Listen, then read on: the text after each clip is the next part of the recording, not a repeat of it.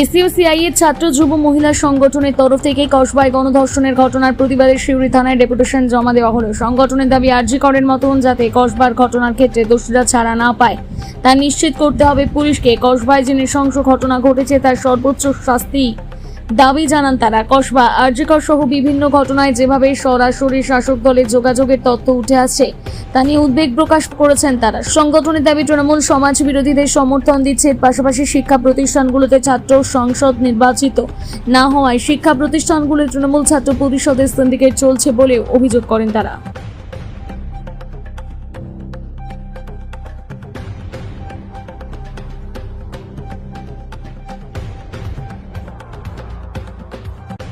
গত 25শে জুন যে কসবায় ল কলেজে প্রথম বর্ষের ছাত্রীর উপরে যে গণধর্ষণ ঘটেছে তারই প্রতিবাদে আজকে আমাদের সিউড়ি থানায় ডেপুটেশন এবং বিক্ষোভ ছিল।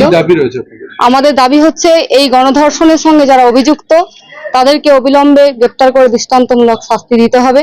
এবং আমরা জানি এরা সরকারের মদতপুষ্ট তারা আশ্রয়দাতা, ফলে এদের আমরা আরজি করে যে ঘটনা দেখেছি যে তারা শাস্তি পায়নি, এরকম যেন ঘটনা না ঘটে, অবিলম্বে যেন তারা শাস্তি পায়, আমরা এই দাবি করছি। আর এই যে ক্রমবর্ধমান নারী নির্যাতন ঘটে চলেছে এই অবিলম্বে বন্ধ হওয়া উচিত।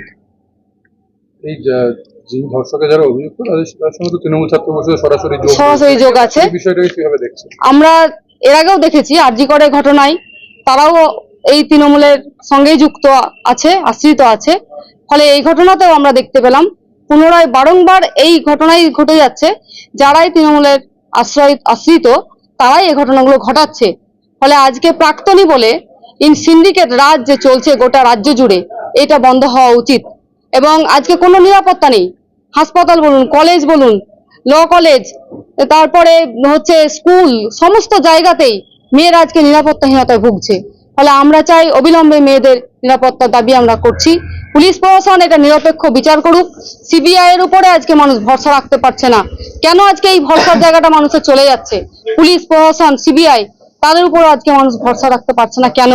ফলে সেই জায়গাটা নিরপেক্ষভাবে তদন্ত হোক এবং তাদের শাস্তি চাই। কলেজগুলোতে ছাত্র সংসদ না থাকা কি একটা কারণ হয়ে উঠছে কলেজে এই অত্যাচারের ঘটনাগুলো?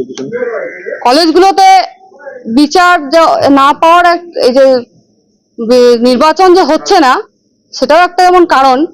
আবার আজকে নির্বাচন হলেও সেখানে কি সঠিকভাবে নির্বাচন হচ্ছে আমরা দেখতে পাচ্ছি আজকে এখনো একটা তদন্ত চলছে আজকে গোটা রাজ্য জুড়ে। ফলে এটাও বন্ধ হওয়া উচিত।